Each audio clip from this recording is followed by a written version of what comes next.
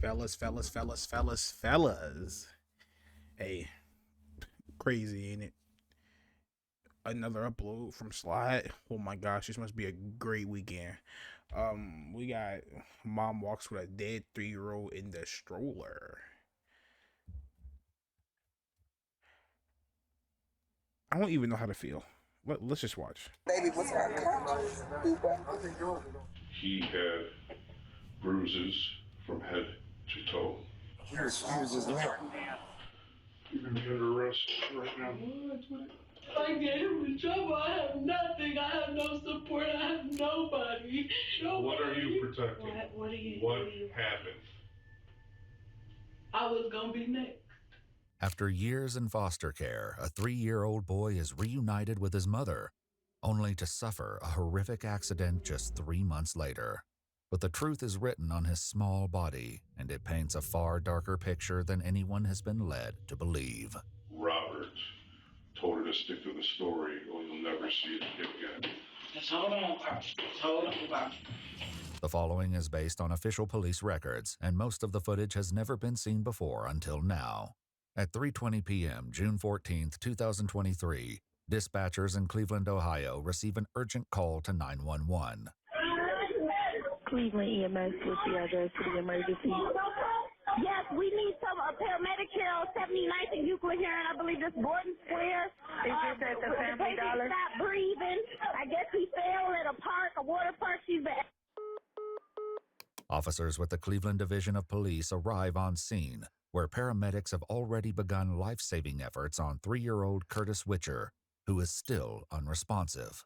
Did you see what happened in there? No, he was not here. She came up and ran in the dollar store and asked all of us for our phones. We all called 911. I was on the ground with I don't mean to call him this, but the Caucasian man.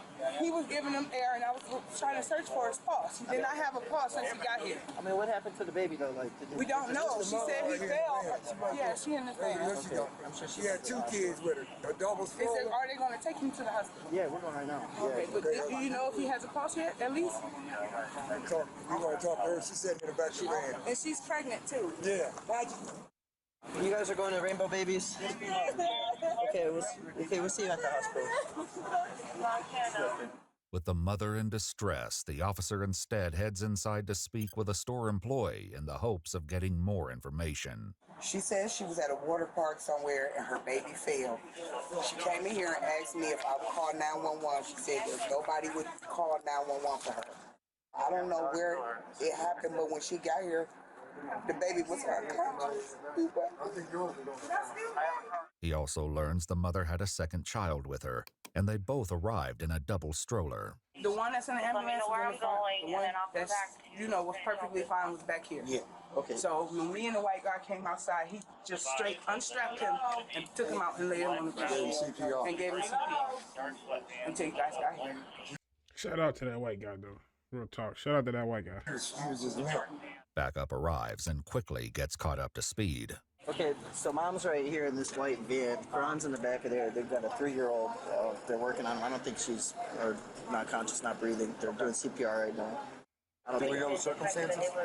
Not the mother's hysterical right now, so I didn't even try to talk to her. in the white van? She's in the white van in the back. Yeah, she's got another. Make sure we get her information.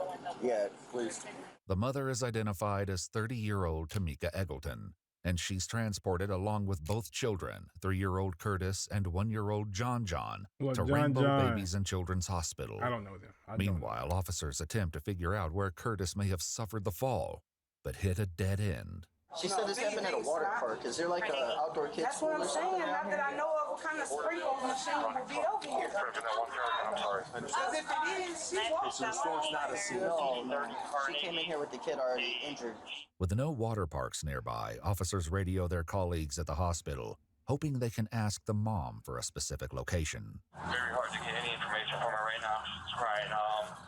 She said the kid fell on his head at the water park. She put him in the stroller just for a little bit so he, calm down and recover. And then moments later, this happened. The little kid was unresponsive. Tragically, just 40 minutes after the initial call to 911, 3-year-old Curtis Witcher was pronounced deceased. His autopsy the next morning would shatter any notion of an accidental death, and following several shocking discoveries, His death was ruled a homicide. Tamika's 1-year-old is removed from her care and an investigation begins. Detectives soon learn that 3-year-old Curtis had only recently been returned to Tamika's custody in January after spending most of his life in foster care. Protective supervision ended only 3 months ago. Why was he taken away from you? I was hospitalized with him when I was pregnant for a couple months. I lost my home because I couldn't pay my rent because I was hospitalized for all them months. Basically, I grew up in foster care. I have no support, so they thought I couldn't take care of him because I didn't have support. But this isn't the whole truth, and as the investigators are about to learn, getting any semblance of honesty from Tamika will be easier said than done. Already she's told an egregious lie about where Curtis suffered his injury, one that's easy enough to disprove. While at the hospital, Tamika told an officer the name of the splash park was at the Lonnie Burton Recreation Center, a 2-mile walk from the Family Dollar. Can you hear me, Sergeant? Yes. All right. Did you review the video and download the video from Splash Park and the surrounding project buildings? Yes, I did. Okay, and did I send you a photograph of the female I was looking for? Yes, you did. Okay, did you see that female at any moment at the park on Wednesday the 14th? No, she was never there. Okay, and then you spoke to a worker there? Yeah, we have a resident worker who mans the splash park when it's open, and she never saw that female or those children there either. Okay. All right. Thank you so much, Sarge. I just wanted her to hear it. Okay? You're welcome. All right. We was at that splash park. I promise you. But even the paramedics who initially found Curtis in his tragic state noticed something was off with Tamika's story. I guess she But if pushed, he fell in the him there in water the park, how stroller. did he end up at Dollar General? And Doesn't make any sense. it didn't appear to be, but he was wearing a bathing suit. Aside from Curtis being completely dry, paramedics documented something else that was even more alarming. The report EMS is stating that Curtis was cold and clammy to the touch. When EMS arrived on scene. As the detective steps out to take a phone call, his colleague gently presses Tamika to start telling the truth. He had been deceased for some time, enough for his body temperature to give them that feeling of being cold and clammy. Does that make sense? No, ma'am. If he was unresponsive earlier than you thought, and you just don't want to say. I don't know. That's what I'm trying to tell you. I don't know. I wouldn't know. I didn't know.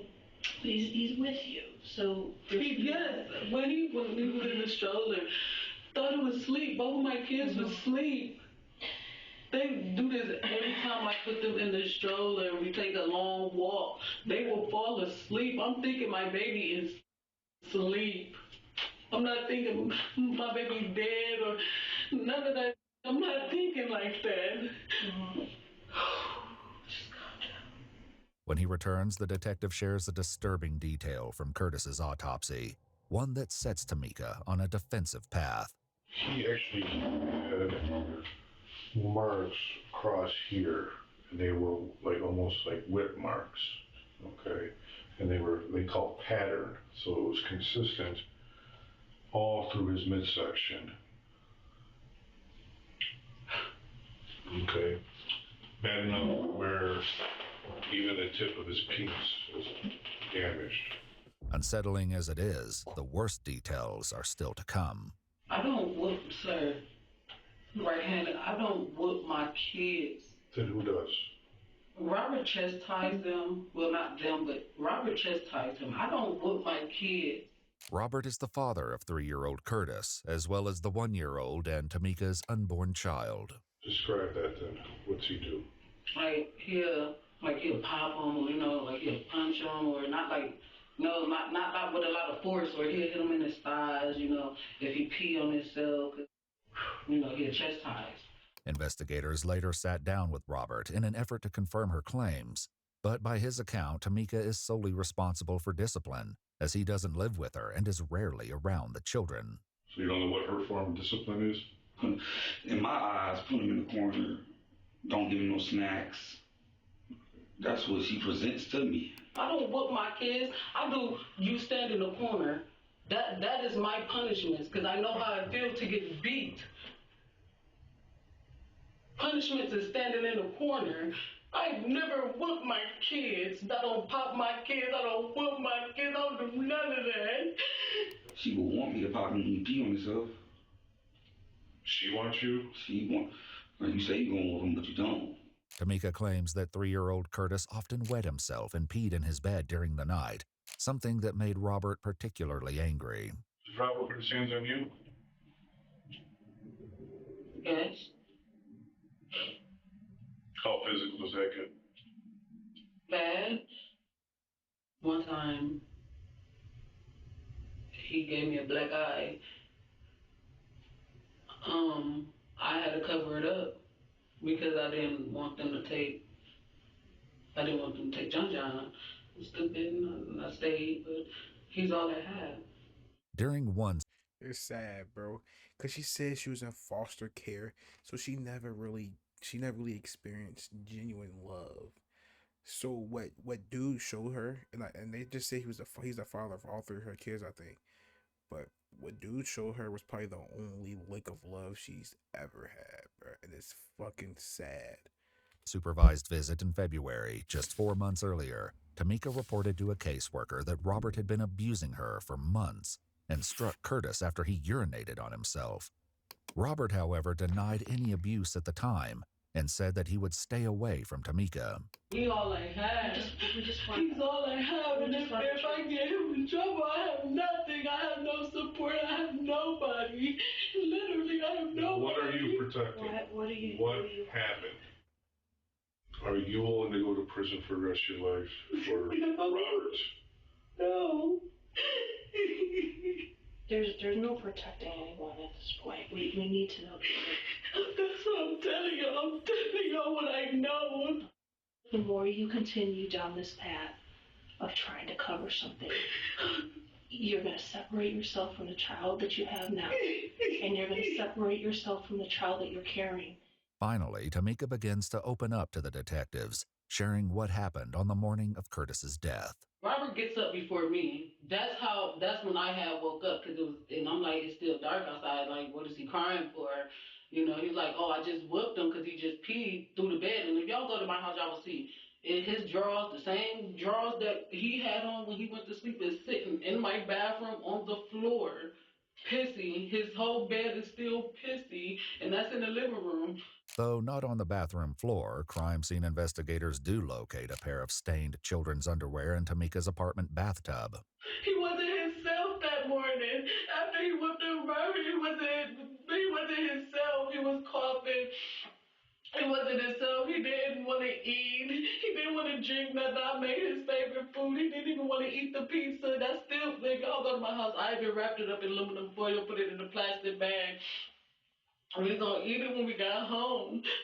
He didn't even want to eat. He didn't want to drink no water. He didn't want nothing.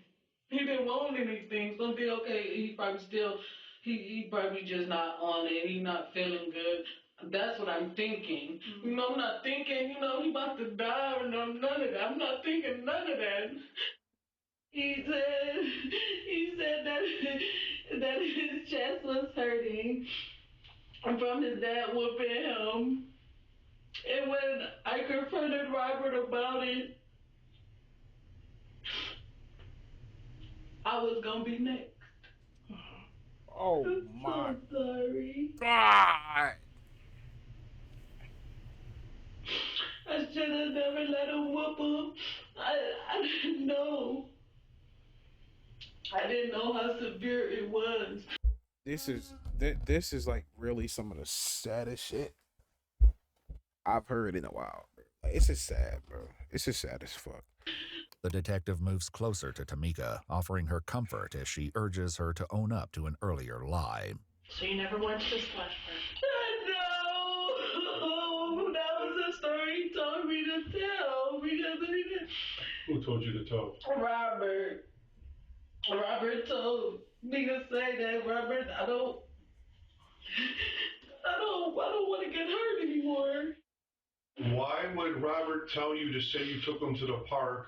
Because we just got them back. We didn't want to lose them again. Okay, but who was he afraid of finding out? But child services. From what?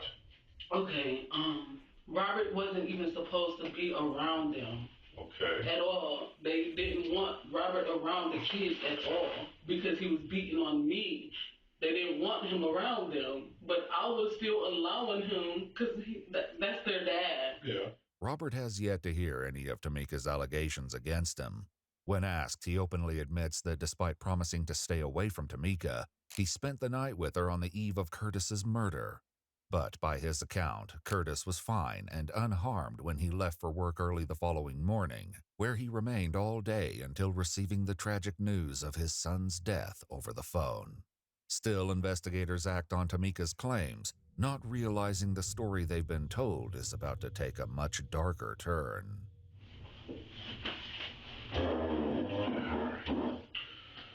You're going to be under arrest right now. I love my son. I understand. I done nothing. This is nothing personal, but because it's a 3-year-old man. That was my little man. I love my man. You're going to be held overnight. We got to verify your story because she made that was my little man. A whole bunch of allegations. That was my little man. Okay. He should have stayed in foster care if he was going to be like this. I would have left him there. He would have been better off there with them. Robert's sister, who has been suspicious of Tamika's story from the start, enters the room to comfort her brother, and the detectives explain why he's been placed in handcuffs. She finally admitted that she did not go to the splash park. Okay. But she's saying that she had to say that because Robert told her to stick to the story or you'll never see it again. Just hold on, Poppy. Just hold on, Poppy. Just hold on, Poppy. That's why you have your job. That's why you have your job to back you up. And so that's what we have to look into. And this is the key point. Okay, Curtis was heavily abused. He had bruises from head to toe. The signs are what may have you, like, we had our suspicions. So trying to tell me something. Yeah, him, not being able to use the bathroom, potty train correctly. You always cry when I leave. So it was like, we kind of figured, but we didn't know. Robert did mention that she wanted him to discipline, but he said he would. And he never, we never, believe, we believe in disciplining our children, but not to that magnitude. He always wanted to. So she lied. Still feel bad for her though, because if he was beating on her, then it was just like still equally as bad. I say with my daughter, she'll tell you how much she loves me and how much I love her. And my children, he helped me raise my two children. With him, how much I love him when he with me. Robert claims that he wasn't even told why his son was placed in foster care in the first place. But according to police records, Curtis was removed from their care as an infant due to neither parent being able to provide stable housing, as well as Tamika's ongoing mental health issues, which, quote, interfere with her ability to provide adequate care for the children. Further records reveal that Tamika has lost custody of all of her children except 1-year-old John. Then she mentioned about she had another baby that passed away, but he was buried in Georgia. She never mentioned the baby's name or anything like that. And all she said was, I got a child here and a child in Georgia that's already buried, and I don't know if I want to bury my child or cremate. We never even knew about the birth of the other. 2 girls and another boy. Curtis's foster mother, Michelle, raised and took care of him since he was just 1 week old. According to court documents, Tamika attended weekly visits, bonded with the baby, and even fed and changed him. However, as time progressed, she began threatening and cursing at caseworkers, refusing to take her medications, failing drug screens, and visiting less often. But according to Tamika, she had serious concerns about their level of care. I had an issue with the foster people whooping him. I have paperwork where I used to complain when my son used to come visit us with black eyes, bleeding in his ears. He had webs. He had scratch marks. He had all around his neck. He had scratch marks all around his neck. He had scratch marks. I used to complain about that, and they said there was nothing that I could do because he was not in my care. This is far from the truth. While concerns were raised about Curtis's safety and well-being, those complaints came from his foster family. One report, for example, said Tamika was allowed overnight visits, but Curtis would return wearing the same clothes, which were soaked in urine. No complaints were made about the foster family regarding scratches, black eyes, welts, or bleeding while Curtis was in their care. I should have protected you. I'm so sorry. Fucking so sorry. Reports also described Tamika's lengthy arrest history, including for domestic violence, grand theft auto, resisting arrest, contempt of court, assault, and aggravated menacing. And despite a documented history of not completing drug screens or attending counseling, in January of 2023, Judge Allison Floyd ordered 3-year-old Curtis to be returned to his mother's full custody and terminated protective supervision. In her order, she ruled that the child's return to the home of Tamika Eggleton, quote, will not be contrary to the child's best interest. So the doctor said he had extremely amount bruising, a lot in the neck area, in the midsection, and a lot of what she considered blunt force trauma. She also said the damage that was a fatal damage was a laceration to his heart, and that is caused by something striking him, something hard. And according to the medical examiner, that he pretty much passed away immediately. Given this fact, it's difficult to imagine Tamika would not have known the toddler was deceased before she placed him in the stroller, a part of her story that Robert's sister finds highly suspicious. She was like, well, I put him in a stroller, and we walked to the plaza, and she said that when she was at the plaza, that's when she turned around and noticed that Curtis was unresponsive. She said she just bust out screaming, and then it was a crowd of people, and she said that a man came and got him out the stroller and did CPR. That is true. And by the time the paramedics, the police came, he was already gone. According to the autopsy, the 3-year-old was likely deceased before he was ever put in the stroller. Abrasions and lacerations covered his head, neck, and torso, the bruising pattern consistent with being hit by a belt. He was struck with such force that it lacerated the back of his heart, causing his chest cavity to fill with blood. I didn't know. I promise you, I didn't know. He lost that blood so quick, he would not have lived for minutes. I didn't know, sir. What happened? I'm telling you, that's what happened. That is exactly what happened. That is exactly what happened. So you're telling me Robert beat him and left, and you put him in a stroller. I didn't put him. He hopped in a stroller. Curtis put himself. And you walk around randomly. I'm walking. Okay. I'm walking. And then I'm thinking that they both fell asleep. That he wasn't breathing. I didn't know none of that. I didn't know. Surveillance footage shows Tamika casually walking down the street toward the Family Dollar. Her 1-year-old child in the back appears upright and alert, but 3-year-old Curtis is slumped over the front, completely unmoving in his seat. Given more time to think, Tamika recalls that Robert is the one who ultimately put him in the stroller. He carried him, put him in his stroller, put his seatbelt on him. We started walking the path that we said, and we went our separate ways. So when was Robert planning on going to Family Dollar with you? I believe so. I can't really say. I believe he was, and he had received a phone call, and he kissed us, and he went his separate way. But this remains to be seen, given Robert's claims he was at work all morning. Surveillance footage captures the moment she arrived at the Family Dollar around 3:08 p.m., but the video does little to support her claims that this is the moment she discovered the 3-year-old unresponsive. When she arrives, Tamika pushes the stroller to the side and simply stands around until a man hands her a flyer. She tucks it into the stroller and, without acknowledging her children, continues to simply linger nearby.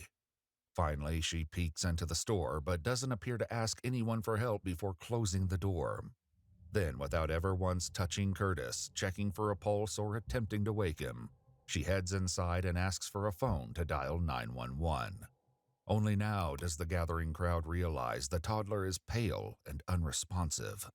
Bystanders quickly pull him from the seat and lay him on the curb to perform CPR, while Tamika begins jumping up and down as if in a sudden state of panic. The store manager describes the whole incident as feeling staged. Like, she didn't seem like a grieving mother. She didn't, we had asked her, like, so what do you want to do as an idea as far as services, stuff like that. She was walking around normally, like nothing really happened. Regardless, given Tamika's damning allegations against Robert, the detective says his hands are tied and he has no choice but to hold him in jail overnight while they investigate. Given a moment alone, Robert calls his daughter to explain that he won't be able to pick her up tonight. I'm gonna leave you stay with your uncle because I told you she said she's gonna tell her a whole bunch of stuff and then I'll verify my story. Okay. Hopefully I'll be out by tomorrow, okay? I know I'm gonna be out by tomorrow, but I love you.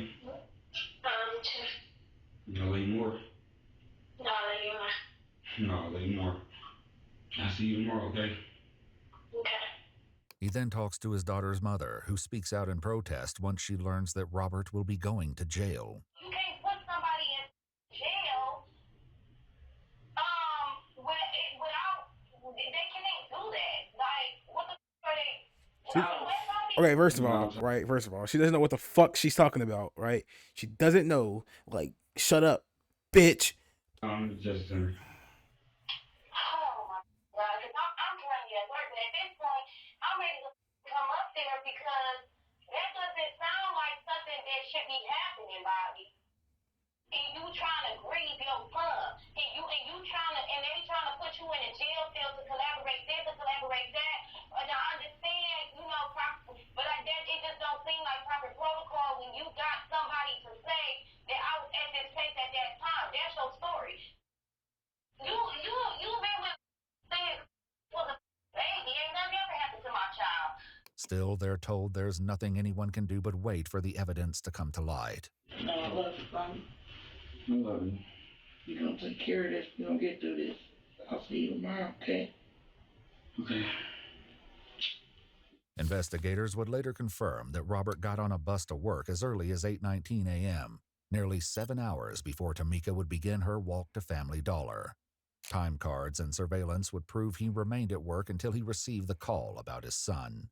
Additionally, after speaking with a neighbor, investigators learned that Tamika would often talk about Robert, complaining that he would not discipline the children or so much as raise his voice. Tamika's own foster mother would go on to describe her as someone who could lie very convincingly. But the evidence speaks volumes. Robert was released after spending one night in jail with no formal charges against him.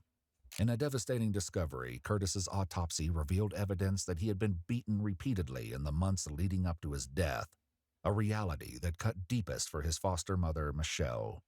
After he was returned to Tamika, Michelle still tried to visit and look after him, refusing to stop caring for the child she loved and had planned to adopt.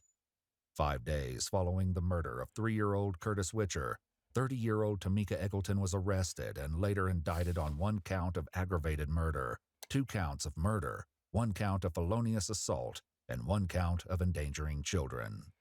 In September of 2023, Tamika gave birth to her new baby. According to court documents, the infant and her 1-year-old son have been placed in a foster care home together. On June 11, 2024, Tamika pleaded guilty as part of a plea deal, and 2 of the 5 counts were dropped. During sentencing, Tamika told the judge, "I should have never gotten him back. I wasn't fit to be a mother." Curtis's foster mother, Michelle, also delivered a statement. She faced Tamika directly and told her, "You are no mother. You're a monster." The judge sentenced Tamika Eggleton to a total of 31 to 35 years to life in prison, with 409 days credited for time served. It's not enough. If you'd like to see select new videos early and help us keep uncovering case files that It's not enough. RP little bro.